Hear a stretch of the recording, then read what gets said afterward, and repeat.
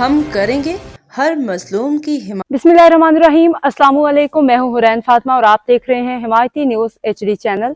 नजर डालते हैं आज की अहम खबरों पर। रोजनामा हिमायती न्यूज रिपोर्ट। फहीम अहमद अराई बूरेवाला कातिलाना हमले के मुल्ज़िमान को प्रोटोकॉल के साथ अस्पताल मुंतकिल करने पर सवालात उठने लगे।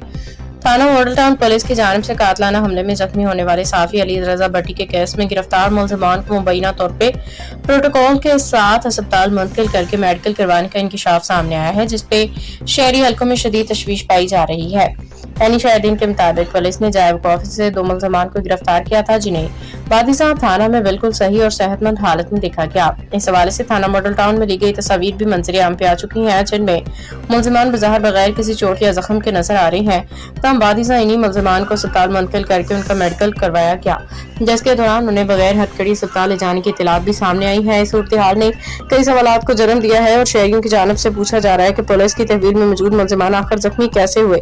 शहरी और सहाफ़ती हलकों ने इस बात पे भी खदशात का ज़ाहिर किया है कि कहीं वाक़े को मुख्तलिफ रुख देने के लिए खुद साख्ता या मशकूक मेडिकल रिपोर्ट तैयार करने की कोशिश तो नहीं की जा रही। इन हलकों का कहना है कि अगर मुल्ज़िमान वाकई जख्मी थे तो उनकी गिरफ्तारी के वक्त और थाने में मौजूदगी के दौरान इसके वाज़ेह अलामत क्यों नजर नहीं आए। मुतासरा हलकों, साफी बिरादरी और शहरियों ने आला हुकाम से मुतालबा किया कि इस मामले की शफाफ गैर जानिबदार फौरी तहकीकात कराई जाए ताकि असल हकाइक सामने आ सके।